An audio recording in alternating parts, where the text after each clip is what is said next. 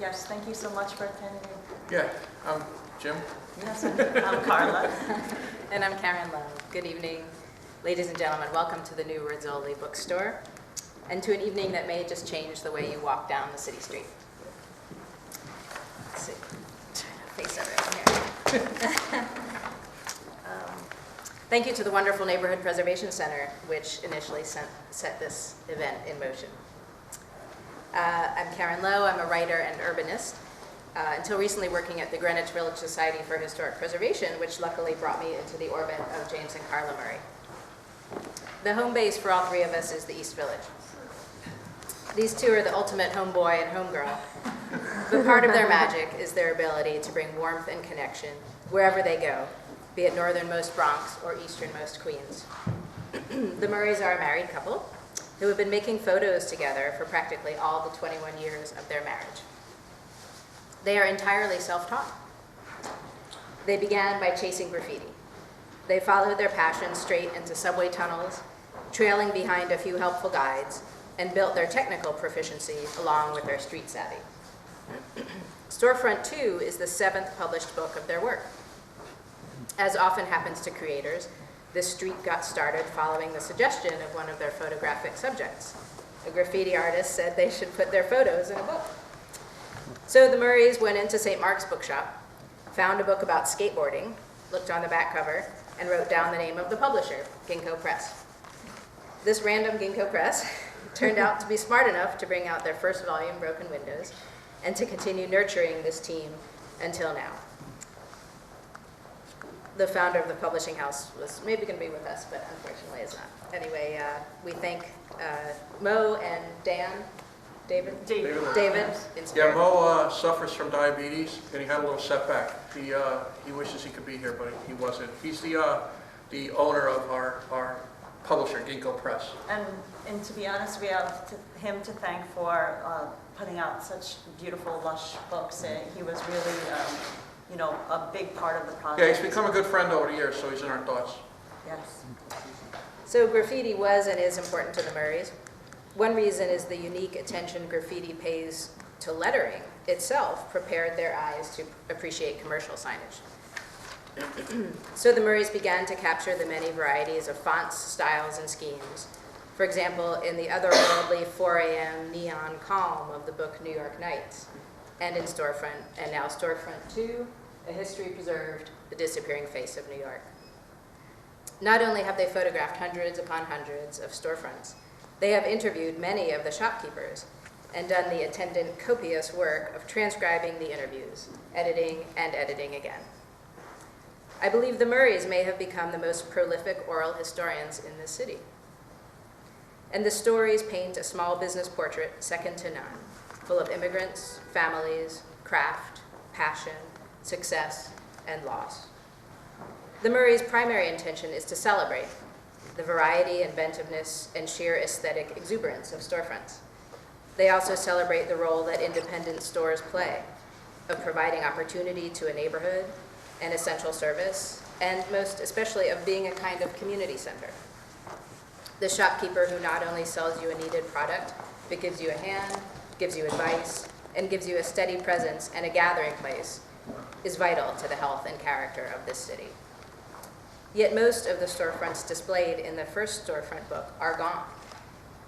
Surely some have become new small businesses, but others have become chain stores or have gone through several owners and now sit empty. The Murrays' chosen subject has become a political cause. The unique small stores that help to make New York City what it is are disappearing, victims of a difficult business climate and high rents especially. Political movements are surging to try to address this, such as Take Back NYC and its push to pass a city council bill to make commercial lease renewal easier. There is a coinciding of the couple's work and a political moment, which they don't mind at all. Yet the work itself is not political. It aims to document. And as in all the best documentary work, the documentation reveals the subject's great importance. It makes us pay attention to the thing itself, and to its fleetingness, and to the skill of the documentarians. So we will learn more about their work. Thank you for being here. going to look at a few images tonight, a good handful. The images in this book are so incredible that after selecting together some images last night, I was going through and kicking myself at the ones I didn't include. So they're all amazing. I don't know how many images are in there. This book weighs 7 pounds, and it's worth every ounce. And the front cover even is Subway green. Yeah. Exactly.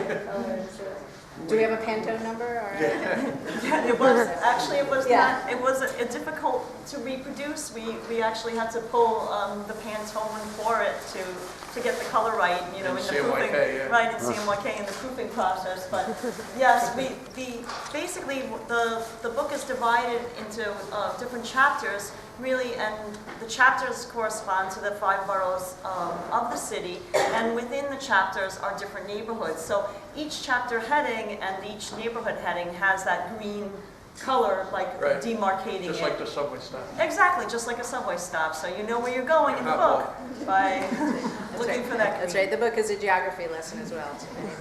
So let's look at some of your graffiti shots. Right, as Karen mentioned in the introduction, the way we got interested in photographing the storefronts in the beginning was really, we were documenting graffiti art. And when we talk about graffiti art, you can see these beautiful styles. It was really not the graffiti. A lot of people think of graffiti, they think of like an ugly tag, a scroll, basically what you would consider vandalism. But we were more interested in the artistic end of graffiti, Right. which involves actually a lot of skill and a lot of practice.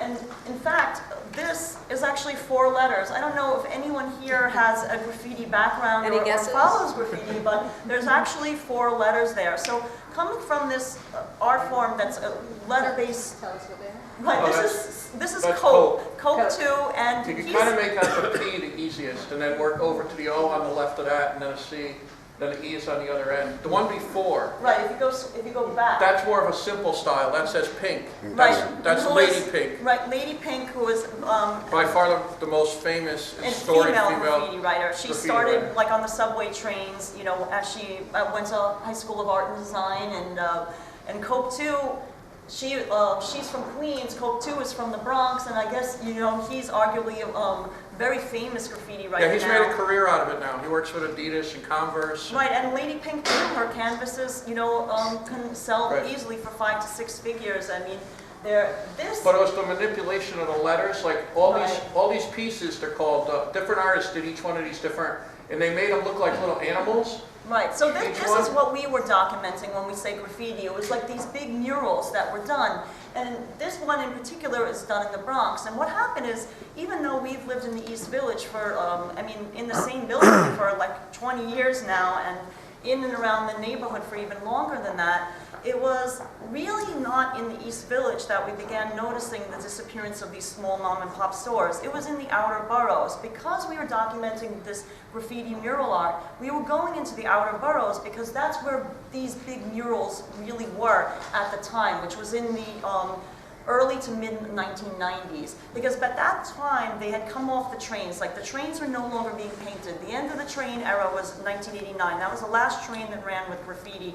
So then it moved to the walls, and they were Right. able to do more permanent things. Exactly. And It the art got form more evolved elaborate. from letters to then it evolved backgrounds. But we were always into the letters. And then when we were shooting those, we would turn around kind of behind us and notice these neat stores. Right, they had interesting signage. We were always attracted to signage because we were always looking at letters and the style of how, manipulate 'em. right, the style of how different artists wrote their names, that, you know, their tags, which is that lettering style. So we became very interested in the signage that we saw in and around the city. And because the graffiti artists often repaint the same wall over and over again, because they don't have a lot of what they call permission spots, which is, you know, a spot they're actually allowed to do this kind of work, because this takes many, many Yeah, this hours. is You know, Park this Avenue isn't- in the Bronx. Right, this doesn't just take, you know, like 5 minutes. I mean, sometimes it's a day or 2 days or even a week to paint something, you know, gorgeous like this. This is a very, very long Right. wall. And thousands of cans of paint, by the way. So they would often go back to the same spot. And what would happen is we would go back too to document it. And then we would be like, oh, wait a minute. What happened to that great candy store that had that beautiful sign and it had all those great things in the window? We went in there, we talked to the owner, we got a pack of gum, he was so nice. Wait, it's gone. Somehow the neighborhood doesn't look the same anymore. It is losing its character. Right, it didn't feel the same. Right, and even though we lost so many stores in the East Village with the rapid gentrification that was happening in our own neighborhood, somehow, like, seeing it, like, every day, it didn't, It's more insidious. right, it didn't click that we should start documenting it. It clicked Until we went out. in the outer boroughs. So that's really how our story began with documenting the stores. So take this in some more, and it wasn't until I went back and looked at this photo, or the photo, that I realized that the tags, at least, Right. Right. are animals, and it's really incredible. But you've got the cursive up top. Exactly. And then it And then you can go right into this and you can see how, you know, us being Nice interested, cursive. right, Right. in the lettering style, that we would be interested in a storefront like Fiacco's. Now, Fiacco's is in Greenwich Village, and it's, I mean, even though this location, by the way, is on Bleecker Street, and they've been in business since 1900, and it's a really, really old store. They haven't been on Bleecker Street since 1900, but it was founded in 1900 by an immigrant from Naples. And it's really a fascinating story because when we interviewed the fourth generation co-owner, Louis Fiacco, he told us that, he's like, oh, I said, oh, you guys, you must be making, you know, pork sausages and been in the meat business, you know, going back And he's like, eons no. and eons. He's like, oh, no. He's like, it's a kind He's of... like, I bought a sausage one day. No, his great-grandfather. Right. And it had a splinter in it. Right, when he brought it home, he bought it on Lower East Side pork shop, and he found a splinter in it. So he and brings it back to the guy and he's like, what are you doing? This. Right, he's like, you don't know what you're doing. He's like, there should never be a splinter in a pork sausage. You guys are doing this all wrong. He's like, I'm going to start a store and I'm going to put you out of business. Right, because he was so angry about it. I mean, you know, he wasn't in the meat business at all, but he was so angry. And that's what he did. And that's exactly what he did. So he ended up putting the guy out of business. He started in on Elizabeth Street, and eventually they bought the whole building and they moved to Bleecker Street. And honestly, that is the key reason why they are still there today, because they own the store. building. And they make a nice cheese sandwich. Back to Fiacco's, we have a few more things to say, but something we're going to show you now, first of all, the story that Carla just told, again, in this book, there's story upon story that is as amazing. It blows your mind. And we're going to actually read some stories. But let's just run through a couple of these. First of all, I want to tell you, when you look at these images, after you buy the book, you're going to learn also that you have to keep looking. First, you see the red, the blue, the white, this, that, and then there are layers and layers. And we want to show you first a few that kind of have some graphic punch, kind of like graffiti. Right, you see the font used on the Espresso Pizzeria. By the way, this is in Bay Ridge, Brooklyn. We are attracted to this signage because to us it's like the quintessential pizza place. Yeah, that's what it like, says on the tin. Right. Like, you know right what you're getting when you see Right, this. it's a pizzeria. Then You know, do it's they not, sell it's espresso? not a fancy... It's not a fancy, it's a New York slice place. Right, and the owner told us, I said, oh, did you guys serve, you know, espresso? Like, is that how He's it like, was "No." in the beginnings? You know, did this start out as an espresso place that also, you know, had pizza because people got hungry when they had their coffee? And he said, oh, no, that espresso means Quick. fast, like quick, in Italian.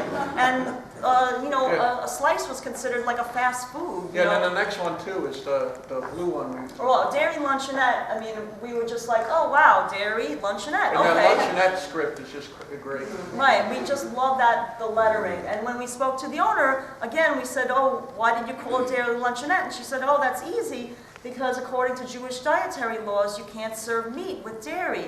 And we serve dairy here. We serve dairy, but we could also serve vegetables. They have no grains. paper there. They don't write anything down. So you go in there, she just takes your order, It's on the honor system. and then you go up to the register and she's like, Right. what'd you have?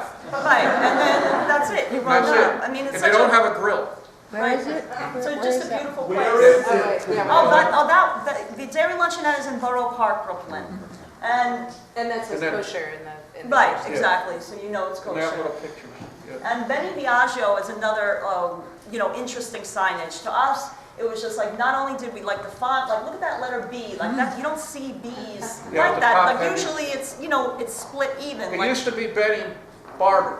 Right, Benny the barber. And then what But- happened was he started off just cutting men's hair. And then he hired a woman and said, okay, let's do some unisex hair cutting. And she's like, well, you should rename the place and use your last name because It it sounds very- exotic. Right, it sounds very exotic. It sounds, Right, it's you like would- it sounds European. Right, you get a lot of customers that way. And then he also designed the sign, if you see the The scissors. little male and female Right, scissors. has the unisex sign, so that way people know that they cut both. So you didn't even notice until And then he has all little like family portraits and an old hair dryer he collected in the window. I Just think that might be Mozart. yeah.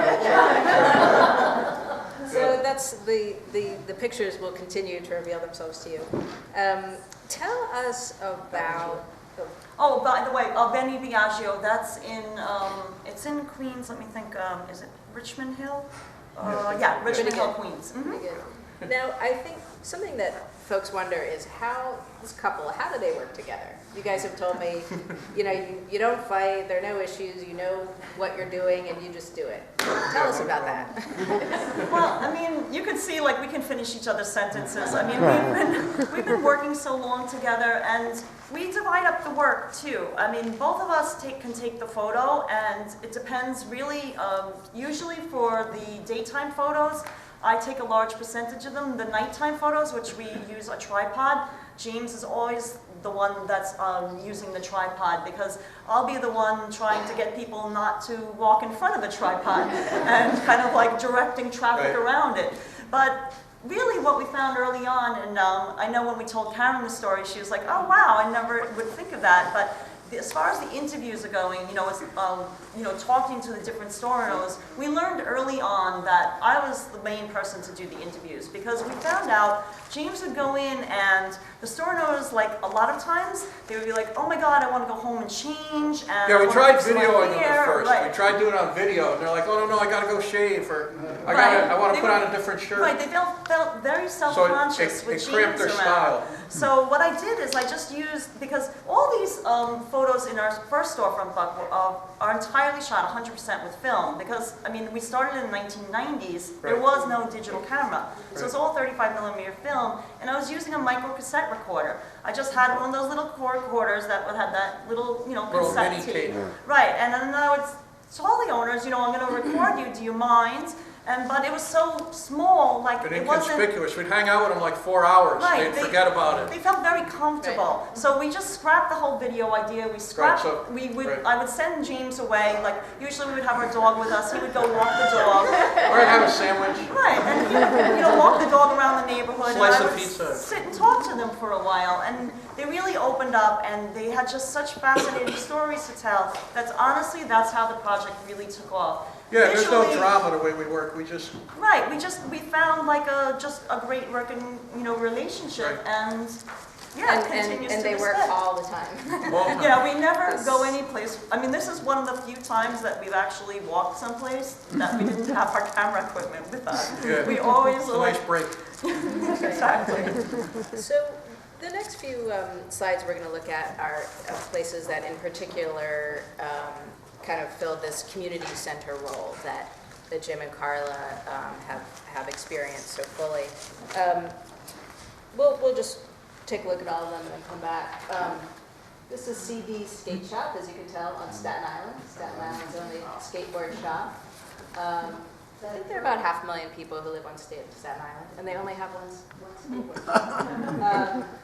And Independently owned skateboard Yeah, shop. I think okay. there might be one or Okay. something in the mall, like a, kind of like a Right. chain store kind of Right. place. And do you recall which part of Staten Island? Yeah, that's in Castleton Corners. I mean, it might not mean a lot to a lot of people that aren't familiar with Staten Island, but just like any neighborhood in New York City, any borough, it's comprised of different neighborhoods, and each one, people identify it by name, and it means a lot to the individuals who live there.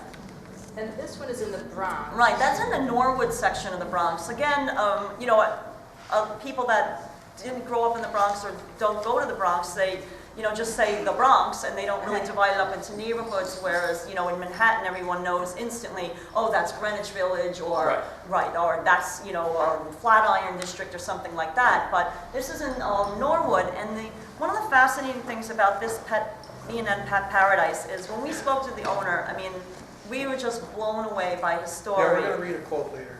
Or should we read it now? So I'll just show you, let's see, There's one more Ray's. that is well-known to East Villagers in particular. Right. And we're glad to have a chance to show the work of Chico, right? Is that Exactly. Yeah. who's our Right, hometown another graffiti artist who, graffiti artist. Yeah. So maybe, let's start from here. Why don't you guys talk a little bit about Ray's and about the Right. storefront, and then we'll go back to the sure, Ray's is in our own neighborhood of East Village, and for whoever's familiar with it, it's right on Avenue A, it's right across the way from Tompkins Square Park. And Ray Alvarez founded the store, and it actually was a candy store. I mean, I think he began the store in 1974, if I remember correctly. But it was a candy store for over 100 years before he even took over the store. So if you go inside, I mean, he had to take out like the original stools, but it has a long counter, just like the, you know, the quintessential candy shops of the Lower East Side. In fact, we have a store owner here today whose store, Veselka, also started out as the quintessential Lower East Side candy store.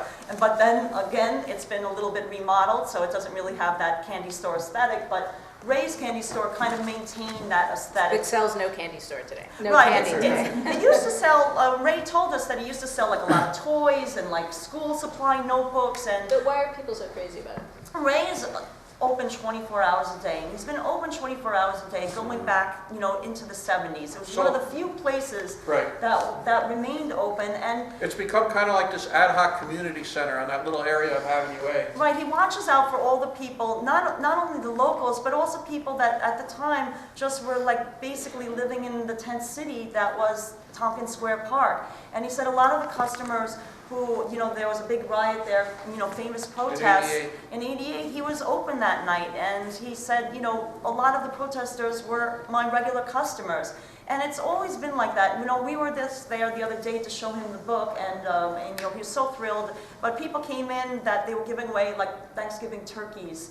And people just come in and like grab a cup of coffee and just leave some money on the counter. You know, it's just like, Yeah. it's that kind of place. It's not like, And he just added popcorn shrimp. yeah, he sells egg creams, and he has like actually a lot of different flavors of egg creams, not just your regular chocolate and vanilla. But he really cares about the neighborhood, and the neighborhood cares about him back. He got ill pretty recently, like he had, you know, a heart condition, and people rallied around him to help support. And there was actually a scare that he was going to be forced to close because his rent had increased. He told us, I think, if I look in my notes, I think it was $120 a month When he first took over. when he first opened. And I'm just going to fill in with something. Yeah, The portraits at the top, that's Ray. That's and it Ray actually on the right, does look like Ray. and Bob Arrowhead, who was a famous East Village blogger, and he unfortunately passed away, and that's when the storefront was painted over by Chico. And that's such a key, you know, community, oops, Oh, that's okay. such a key community document right there. I mean, a painting of somebody who many people knew well, a lot of people don't, but he is memorialized, Bob, who was well beloved. I'm realizing that we have way too much to say and way too little time. So let's go back. This is an incredible story of E&M Pet Paradise, who's You notice in the picture there's a cat watching the birds.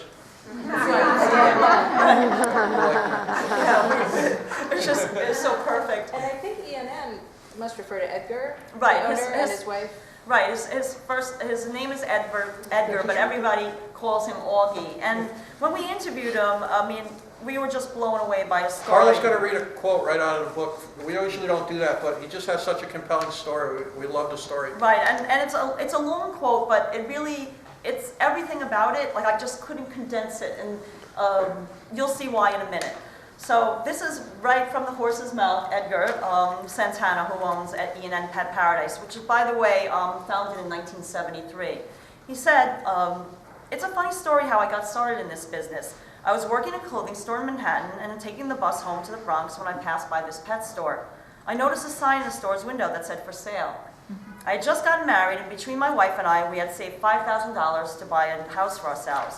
I got off the bus and went inside the store and asked the owner who was selling the business how much he was asking, and he said $5,000. So I went home and I got the $5,000 and I bought the shop. Then I called my wife. And I said, I have good news and I have bad news. The good news is that I bought a business. The bad news is that we don't have any money to buy a house anymore. His family thought he was crazy. He said, they told me I was throwing my money away and that I would never make it. The big reason was at the time, in the early 1970s, this neighborhood was primarily Irish and Jewish. And again, this is in the Norwood section of the Bronx. Many people who lived here were prejudiced towards Puerto Ricans. He said, my family thought that people from the neighborhood would never buy any pets for me because I was Puerto Rican. But when I opened the store, my wife was with me every single day. She has red hair and green eyes and very light skin and really doesn't look Puerto Rican at all. In fact, all the customers thought she was the owner and that I was just hired help, and that was fine with me. The previous owner sold mostly dog and cat supplies, but I didn't want to concentrate on that. I changed the entire inventory to tropical fish and birds. These were the animals that I knew best. Because every summer, I spent a lot of time in Puerto Rico as a young child. I really loved fish and birds. My parents would send me to Puerto Rico to visit my grandfather because I was kind of a troublemaker in school. They thought by sending me to Puerto Rico would help straighten me out. My grandfather had a big piece of land and raised pigs and had fish and birds as pets. He taught me how to take care of all the animals, and I really loved doing it. He told me also that he donates a lot of his time and money to the community. He says, I go to the local nursing homes and hospitals to help set up fish tanks free of charge so that the sick patients can enjoy seeing beautiful fish. I even go there to clean the tanks for them for free. My daughter teaches autistic children and often brings her kids on field trips to my pet store so they can spend time with the animals. It's better than going to the Bronx Zoo, he said, because it's free. And he gives each of the kids a free goldfish to take home with them. It makes the kids so happy, he said, and all of his customers appreciate all that he does for the community and all he does for the kids in the neighborhood. And they know when they buy a fish or bird from me that I'll stand behind what I sell. And to sum it up, he said, I really love all the animals I sell here. I take very good care of them. I even come into the store on holidays and my days off just to feed everybody and to make sure that they're okay. That is why my pet store has been so successful. One guy was in here the other day and had just bought a large tank from a pet store at the mall and wanted to fill it with fish. I told him he couldn't buy any fish for the tank yet because he'll end up killing them all because the water wouldn't be acclimated for them yet. He was really upset because he wanted to buy fish that day, but I convinced him to wait. He was in the store for a few hours and left with nothing. And I took a big risk because maybe he would never come back and buy anything from me. But 3 days later, he did come back and was so happy that I had told him to wait. My family now wants me to retire, but I won't. I love my animals too much, and I can't bear the thought of leaving them to somebody else. It's different when I sell a fish or bird to a customer because I've spent so much time with them, I know that they'll take good care of their new pets. Thank you. That's Edward Augie Santana. So that tells us so much. You could walk by here and not look twice, and certainly not know the kind of people that are running this place, the ways that they are deeply connected to the people around them, the love and interest and community that they are creating. So we're going to have to move on, unfortunately, but you guys are all going to have to take this book home. So, so we have our community centers, and here's some more storefronts to appreciate. Take them in. You can see the character, each one. We could tell a long story about Right, it. this is in Bensonhurst, Brooklyn, Bensonhurst. which, at the time had been a huge Italian stronghold, but it's been gentrified. There's actually, in the book, there's 3 Italian record shops that we took photographs in the book, and this is the last one left. Yeah, this is Jamaica, Queens, as you can see. The oldest bicycle store in the United States. Right, and one of the largest bicycle stores in the They USA. said when they opened, it was dirt road up front. Right, that they've been in business so long that when they started, it was all dirt roads. Wow. They survived the Great Depression. In fact, that's how their business flourished because, that's all people could afford was a bicycle during the Great Depression. This And isn't here's in a the new- book. Yeah. Right. Oh, right. This is a new storefront. Right, this is an example. I mean, we still photograph storefronts today. It doesn't necessarily have to be old. I mean, everything that in the book has a history and there is, they're not brand new. But this is in our own neighborhood of the East Village.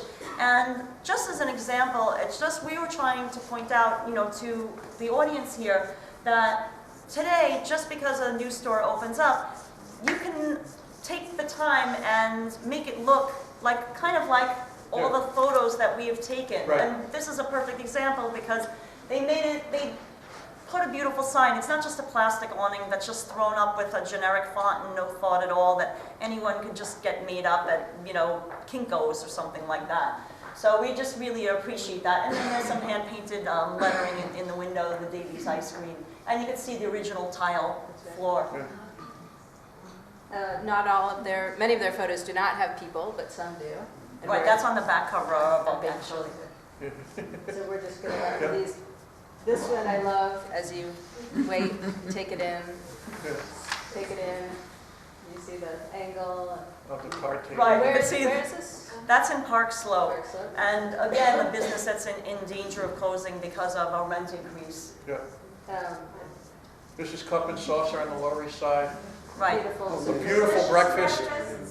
Yeah, oh. Yes, $5 breakfast special. His daughter's working with him now, and it's really spotless every time you go in there. And if you go in there, there's inlaid on the floor, because it's a terrazzo floor, it's the original floor from the 1940s when it began as A a little Jewish gold luncheonette. cup. Yeah, gold cup and saucer. Saucer. Yes. And then you see the boot in the window, which is what we really love there. Yeah, Carlos There's shoe. one in the window and then two painted that are different. Right, that's in East Flatbush, Yeah, he was a custom shoemaker. right in Columbia, that's where he's from. This is in West This is in the Village. West Village, another perfect example of just, kind of just, there it is. You know exactly what you're buying when you go into Yeah, that if you walk store. by that block on Hudson Street at night, it's really beautiful. Yeah, it looks beautiful. If you're at into night. this stuff. Yeah. Is it on Bleecker? Yeah. No, that's on West 4th West Street, Fourth. West but Fourth. nearby Bleecker. Dylan and lived 4 doors down, and that's where he wrote West Fourth. Positively Yeah. 4th Street, yeah. Yeah. Raskins. Fish market? Yes, that's in Crown Heights. Yeah. Another beautiful storefront, that we like for signage, a little fish, and What's their motto? their motto is, if it swims and it's kosher, we have it, or something, something like that. It's always busy, always fish coming and going. This sells bikes and West Indian and American records. And you see the little bike, Right, the little the bike place- is LPs, Like right, the wheels. the wheels, so we just, Notes coming up. yeah, we just love that And they signage. make a point that they don't buy used bikes. And now this, we happen to have the owner here tonight, was lucky enough to come. We didn't even know that, he surprised us. Yeah, But if you want to this is, stand Where are you, up. owner? this is House of Old. It's on Carmine Street. And we're unfortunately gonna have, let's see, we'll talk a little bit more, just one more minute, and then get to your questions, and then we're gonna sign books. But there's an important point that House of Oldies allows us to make, that Jim and Carla have talked about, which is that although stores are going away, there is a silver lining here, there is some good news, which is that some stores that have been around a long time are finding new audiences. And some are changing a little bit. For example, Fiacco's, the first Italian store that you saw, had been making a sausage roll. Right, forever. just, Yeah. And it has was. found a whole new group of people. This was peasant food, people would get it, it was cheap. Yeah, the whole whatever. idea of eating nose to tail. Right, is like a hip thing now, so. And that was a poor man's concept back then. Right, he said, They would this raise a is- pig to 600 pounds, and that would feed their whole family for months. Right, So then it was They would eat practical everything. and now it's chic. Yeah, now those exactly. little innards are. And House of Oldies. Right, Right. House of Oldies. When we interviewed Bob, he said, oh, vinyl is back. He's like, Yeah, don't he's worry like, it's about not me." our age that's going in Right, there. we thought it was all full, like people like Like us dads, who grew up, going like, in and buying vinyl, Right. but it's. but it's a teenagers. He said, no, it's the teenagers that are keeping me in business now, that they've found vinyl again, Right. that they're appreciating the quality that they don't get with their downloaded MP3s, Right, So- and everything in there is brand new. It's Right. quite a shop. It is, if you go in there, I mean, we were just in there the other day and somebody bought a 45 and they took it out of the sleeve. It's never been played. Most of And it's they ask, like, do inventory you have is brand Dion in new. the Belmonts? And Bob will walk right over and know right where it is. Yeah, he knows Yeah. where everything is. He's got tens of thousands of records. Yeah, always in a good mood. It's a nice place. Hey, give us the address. The address, the address is, On Carmine near Bleecker. The address? yeah, Yeah. 35 Carmine. 35 Carmine, okay. No CDs, no tapes. Just records. There's a fun donut shop. Yeah, the donut going in the cup, and then Holiday. It was named after Billie Holiday, the woman who owns it. Was a big. And Right, I waited for a rainy day. Yeah. Yeah. We thought that one really spoke to us with the chrome, all the water beading on it and stuff, and the vest. Those lobbies are getting rarer and rarer to find. Right, that's called the lobby when you have a storefront that has this long entryway. and Because square foot now is like precious, so Right. you're not going to waste square footage on those displays. This was like the old way that people would design a store when they used to design a building And that had a families would wander storefront. down the street and look at the window displays. Right, because it was all about window shopping. I mean, this was like the Fifth Avenue of East Richmond Hill, I guess you could say. And with that, we are happy to take some questions. Awesome. I have 3. All right. How about one? All right. You decide which one you want. What are you shooting with? Do you let people know before you shoot their store? And do you set a stage? Are you cleaning the place up? No, as far as the last question I'll answer first. No, That's easy, yeah. No, we don't touch anything as far as cleaning it up. However, some of the photos they have to be shot as a composite, meaning that there's a big giant tree smack in the middle Like of the store. Fakos is a great example of that. Right, There's right. a tree. Right, and there's also a parking meter Right. and other obstacles that if you were to So shoot those it- are shot like a certain way that we've developed where we're not faking anything behind it, but we're dropping in where the tree was. Right, so, we would shoot, Right. say, to the right and to the left, and then they would We be work put extremely together. hard to make it look like we didn't work hard at all Exactly. with those. And then we always talk to the owners. Right, I mean, there's not every owner's interview is not included in the book because then the book would be 20,000 pounds and, And like it I would said, go we spent on. hours with these guys and we would just Right, let but- the tape roll. But they are aware that we're taking the photo because usually what we do is like, I'll tell them what we're doing, take the photo if we can get it at that particular moment because it's very important to get the photo when you can. If you wait and do the interview first, there might be a UPS truck parked in front of it. Or they and draw then- up scaffolding. Or, no, well, not when you're there, but still, like. But the next day. Right, we found, like, if, it's important to get it while you can, but we always, I mean, even if they can't speak to us that day, we make an effort to go back and. Yeah, like some of the ones for our night book, the owners aren't Right, we photograph necessarily, these we'd go like stores at 2 night. a.m. just to get it for that Right, late but the night owner feel. won't be there at 2 a.m., so then we'll, make arrangements, go back when they're there. And real fast, you wanted to know what kind of camera? We're shooting both, but we have a saying amongst ourselves that it has to be film worthy. I mean, Yeah, it's kind of like Spongeworthy, Seinfeld. That's why, but a lot of people now demand the sharpness of digital. right. The first book, we loved the feeling of film just because of the patina and the grains and that not like plastic feel almost to it. But now we've gotten more into digital because that's just what people are demanding from us. And also, it's important to us that we document the stores while they're still there, and using digital enables us to make sure that we have the shot right then and there because we can review it. Right. Whereas with film, I mean, we can be fairly certain because we've been doing this for so long, we've developed a process, like we can just kind of size up a storefront and we know exactly what we need to shoot and how to shoot it. Right. So we're fairly confident that the film will, be fine, Right. but you can't, we don't develop our own color film. But we Black love and white film. we develop, but color I won't develop. It just Good. it's not worth it. So we bring it to some place, and you never know. I mean, it could get ruined or something. So now we Yeah. shoot both. No, that was the question about who does the darkroom. Oh, Okay, so we. Here, please. Yeah, so many of your storefronts are out of the way in different neighborhoods. I wondered if people give you a tip about where to go, or are you just wandering No. around and find them so haphazardly? we just get out of the subway and wander around. But I mean, I wish. So we tried that in Staten Island, it didn't work. Right, I So wish had we to- could. we had I to wish try. we could honestly say that we were, diligent about like marking down every street and No. every place that we did, but that's not how we operated. I mean, to us, that would take the fun out of the whole project. First and foremost, this was a personal project. We never even thought to make a book in the beginning. It just, we amassed such a big collection, and then really it was our editor at Ginkgo Press that kind of said, wow, look at these storefronts, what are you doing with all these things? And we're like, oh, we got, boxes and boxes Yeah. of photos. And But we just pop into a neighborhood. and yeah, we just start wandering around. I mean, oftentimes we even told Karen that we've gone back And we're like, wait a minute, we got this store on this side of the street, we forgot to look Yeah, we got on the zoned other out with the guy side and of the everything. street.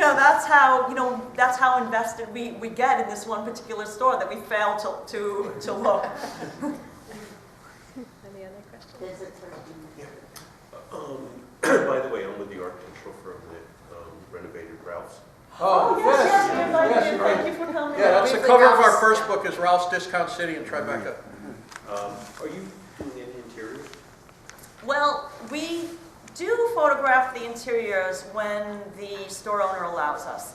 Because when you photograph an interior, you must get permission from the store owner. I mean, 100% of the time. That is their property, and it's harder to stage because there's people coming in and out. It's not like we're there when it's open. I mean, we don't want a closed storefront, so It's more disruptive. we do have a large collection of them, and maybe we'll do something with them someday. But so yes, we do have the interiors when we can. In fact, I mean, honestly, they're quite fascinating. Oh, yeah. I mean, a place like Bob's, for instance, it's Yep. a treasure trove of LPs and 45s. I mean, it's a fantastic storefront in the interior. Yeah. Not all of them are, but a lot of them are. So yes. There was a question here.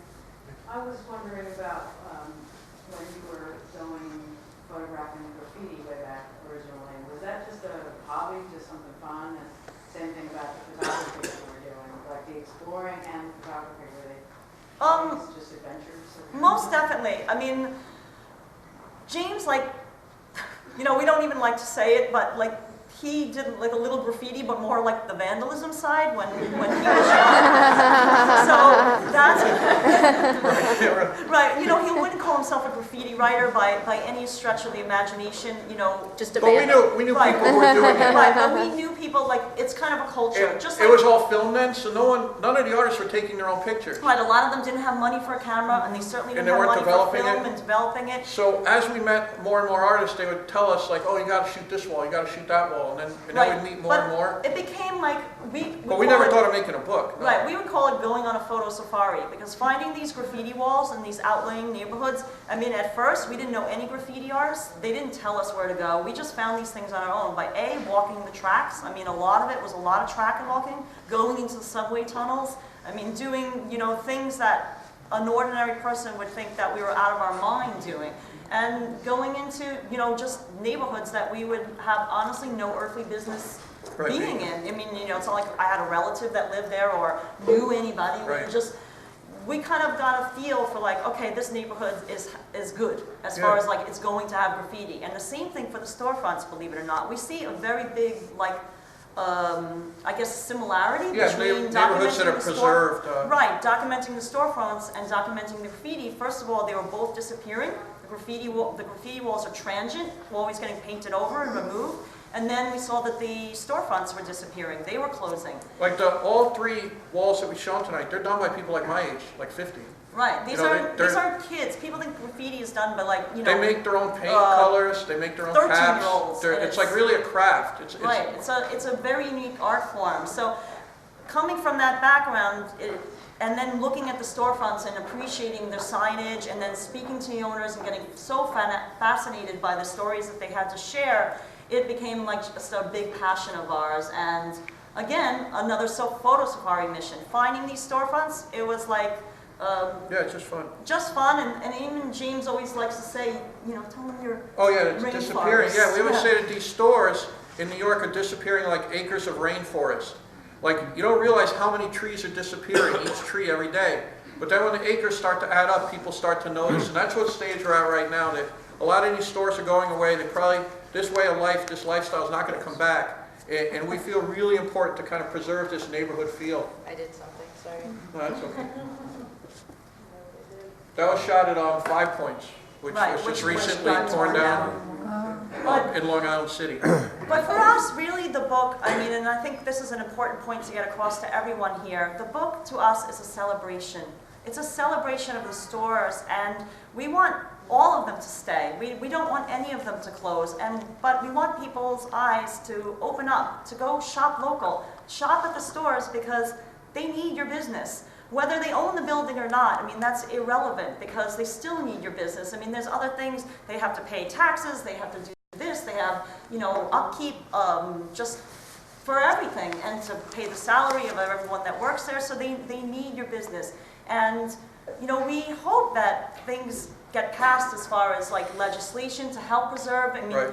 places in San Francisco, they have specific legislation that like X amount of chain stores can't be in a certain, you know, you can't have 20 Chase banks. Like in our own neighborhood, there's like 3 Chase banks within like, you know, Yeah. 5 blocks of each other. And that's just, you know, we don't need that many Chase banks. So places like that, you know, they What do I say, need? no, you can't have that. And we hope that New York does the same thing, but those things take time. So the immediate thing is to go to the stores and shop local, because oftentimes not only are you getting a better quality product, but you can speak to the owner and they can know your name and you can have a conversation with them, and you're not going to get that at a, you know, a chain store business. We'll get one more quick question and then on to book signing. Have you considered other cities? Are you sticking to New York, or are you finding camaraderie of other photographers doing their cities as well? I mean, we would love to go to other cities. I mean, when we do travel, we can't get storefronts out of our mind. I mean, James and I we went backpacking a couple of years ago in Eastern Europe, and everyone was like, we were in Krakow, for instance, and everyone was like, oh, did you go to Wawel Castle? And we're like, no. But there's this beautiful, Like, we found a really great old furrier. right, and this butcher shop you can see. So, you know, And we we shot a can't, ton of those. we can't help ourselves wherever we travel, but Our heart's in New York. yeah, definitely our hearts in New York. And relatedly, their work has found an incredible audience abroad. Oh, yeah, yeah. Europeans can't get Yeah, enough Germany, of they the art store. love it. Yeah, I mean, In a lot of they European seem cities. to really appreciate the history. And we seem to, you know, in places like Paris too, they appreciate like maintaining a storefront. Like they don't want And that aesthetic. the thing to be ripped down and a glass tower erected, but we, you know, we don't see that as much in New York. So yeah, wherever we go, definitely we try to document it, but you know, we simply don't have enough time. This is, I mean, our first storefront book is 10 years worth of photographing them. This book, the oldest photo is 2009, but some of the 6 stores we were already familiar with. Perhaps like we had even we re-photographed it, we had taken it at an earlier Right. date. So it's a many, you know, years of compiling all these things. So for us to do a project someplace else, I guess we would have to live there for a while. So Right. to us, that would be the only way. Well, we won't let you leave. Thank you so much for being here No, tonight. thanks.